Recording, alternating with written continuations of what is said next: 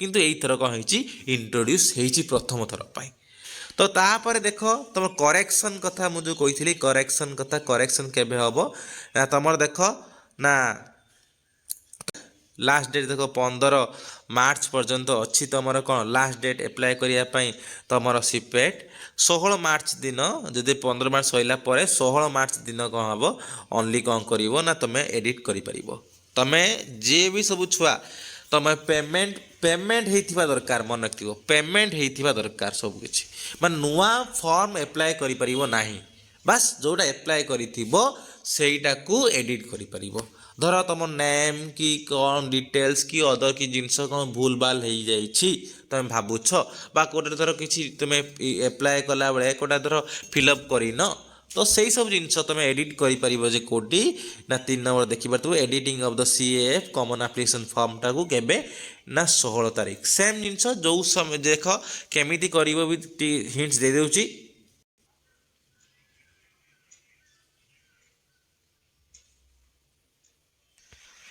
ଦେଖ ପିଲାମାନେ ତୁମମାନେ ଯେ କ'ଣ କରୁଛ ନା ଯେତେବେଳେ ତୁମେ ଲଗ୍ଇନ୍ କରୁଛ ଲଗ୍ଇନ୍ କଲାବେଳେ ଦେଖ ଏତିକି ସବୁ ଅପସନ୍ ତୁମ ସାଇଟ୍ରେ ଆସୁଥିବ।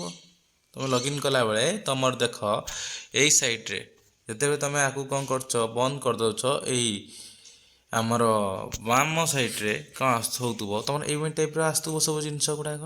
ଦେଖ ଏଇଠି ଯେଉଁ ଅଛି ଏଇଠି ଦେଖ ଗୋଟେ ଅଛି ଆପ୍ଲିକେସନ୍ ଫର୍ମ, ଯେଉଁ ଛୁଆମାନେ ଆପ୍ଲିକେସନ୍ ଫର୍ମ ଅଲରେଡ଼ି ସବମିଟ୍ କରିଛନ୍ତି ତା ଉପରେ କ୍ଲିକ୍ କଲେ ଆଉ କିଛି ହେଇପାରିବନି।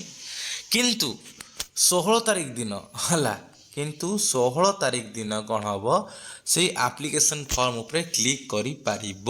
କ୍ଲିକ୍ କଲେ କ'ଣ ହେବ ତୁମର ଯେମିତି ଟାଇପ୍ର ଆପ୍ଲିକେସନ୍ଟା ଆସୁଥିଲା ଯେମିତି ଟାଇପ୍ର ଆପ୍ଲିକେସନ୍ ଆସୁଥିଲା ଯେମିତି ତୁମେ ଆପ୍ଲାଏ କରୁଥିଲ ଠିକ୍ ସେଇଭଳିଆ ଟାଇପ୍ର ତୁମର ପୁରା ଫୁଲ୍ ଶୋ କରିବ କେଉଁଠି ନା ତା ଉପରେ ହେଲା। ଯେତେବେଳେ ଶୋ କରିବ ତା ଉପରକୁ ଯାଇକି ତୁମମାନେ କ'ଣ କରିବ ଏଡ଼ିଟ୍ କରିବ। ଦେଖ ବର୍ତ୍ତମାନ ସମୟରେ ମୁଁ ଯିବି ଯଦି ଆପ୍ଲିକେସନ୍ ଉପରକୁ ହେଲା, ଦେଖ ବର୍ତ୍ତମାନ ସମୟରେ କ'ଣ କରୁଛି ନା your data hedge bin updated age per the DigiLocker data ହେଲା। ମୋର ଦେଖ କ'ଣ ଇଏ ହେଇଛି, ମୁଁ ଦେଖ ଏବେ ଇଏ କଲା ବେଳକୁ ଦେଖ ଲେଖା ହେଇଛି କ'ଣ modification is not allowed, you have already initiated and completed the payment ଏবার ଦେଖାଉଛି। ଦେଖିଲା ପରେ ମୋଡ଼ିଫିକେସନ୍ ଏଲାଉ ନାହିଁ, କିନ୍ତୁ 16 ତାରିଖ ଦିନ 16 ମାର୍ଚ୍ଚ ତାରିଖ ଦିନ ଏଇଠି କ'ଣ ତା ଉପରେ କ୍ଲିକ୍ କରିଦେବ। କ୍ଲିକ୍ କରିଦେଲା ପରେ ସେଇ ଆପ୍ଲିକେସନ୍ ଫର୍ମ କ୍ଲିକ୍ କରିସାରିଲା ପରେ ତୁମର ଫୁଲ୍ ମୋଡ଼ିଫିକେସନ୍ କରିପାରିବ ହେଲା। ତୁମେ ଯାହା ଚାହୁଁଥିବ ତାହା ମୋଡ଼ିଫିକେସନ୍ କରିପାରିବ ଯାହା ଭୁଲ ଥିବ ହେଲା। କିନ୍ତୁ କିଛି ଜିନିଷକୁ ଛାଡ଼ିକି କିନ୍ତୁ ଦେଖିବ ସେଦିନ କ'ଣ ସବୁ ଜିନିଷ ହେଉଛି ତୁମେ କିନ୍ତୁ ଅଦର ସବୁ ଜିନିଷ ଯେଉଁ କ୍ରେଡ଼ିଟ୍ ସବୁ ଭୁଲ ଦେଇଛ ସେସବୁ ଜିନିଷ ମାନେ ପରିବର୍ତ୍ତନ କରିପାରିବ। ମୋବାଇଲ୍ ନମ୍ବର ଭୁଲ ଦେଇଛ ସେସବୁ ଜିନିଷ ଚେଞ୍ଜ କରିପାରିବ। ତ ଏଇସବୁ ଜିନିଷ ବହୁତ ସାରା ଜିନିଷ ଅଛି ଯେଉଁଗୁଡ଼ାକୁ ତୁମେ କ'ଣ କରିପାରିବ ଆରାମସେ ଚେଞ୍ଜ କରିପାରିବ। ମାର୍କ ଯେଉଁମାନେ ଭୁଲ ଦେଇଛ ବା ରୋଲ୍ ନମ୍ବର ବା ଅଦର କିଛି ଜିନିଷ ଯେଉଁ ଭୁଲ ଦେଇଛ ସେସବୁ ଜିନିଷ ତୁମେ ଆରାମସେ କ'ଣ କରିପାରିବ ନା ଦେଇପାରିବ ହେଲା। ତ ଏଇଟା ରହିଲା ତୁମମାନଙ୍କ ସବୁଠୁ ବଡ଼ ଜିନିଷ ହେଲା।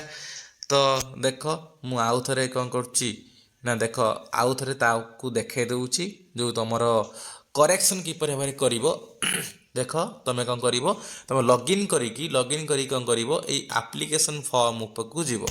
ଆପ୍ଲିକେସନ୍ ଫର୍ମ ଉପରକୁ ଗଲ, ଏବେ ସେଇ ଆପ୍ଲିକେସନ୍ ଫର୍ମ ଉପରକୁ ଯାଇକି ଏବେ ସେ ଆପ୍ଲିକେସନ୍ ଫର୍ମ ଉପରେ କ'ଣ କରିବ କ୍ଲିକ୍ କରିବ କେବେ ନା 16 ତାରିଖ ଦିନ 16 ମାର୍ଚ୍ଚ ଦିନ।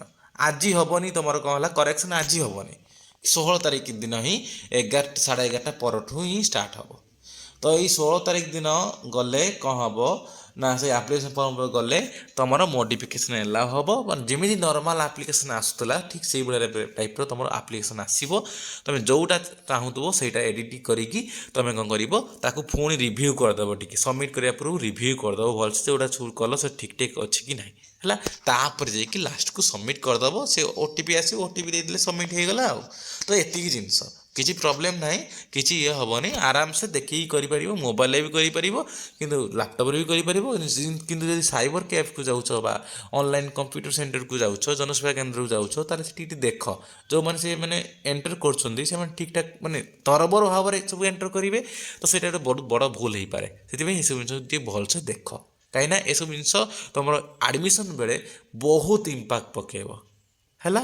ତ ଏତିକି ରହିଲା ଡିଟେଲ୍ସ। ଆଶା କରୁଛି ଆଉ ଏ ଭିଡ଼ିଓଟି ତୁମମାନଙ୍କ ପାଇଁ ଗୋଟେ ବହୁତ ପ୍ରଫିଟେବୁଲ୍ ହେଇଥିବ ଆଉ ତୁମେ ସମସ୍ତଙ୍କୁ ସେୟାର କରିଦିଅ ଆଉ କମେଣ୍ଟ ମାଧ୍ୟମରେ ନିଶ୍ଚିତ ଭାବରେ ତୁମେ ଜଣାଅ କେମିତି ଭାବରେ ଭିଡ଼ିଓଟି ଲାଗିଛି। Thank you.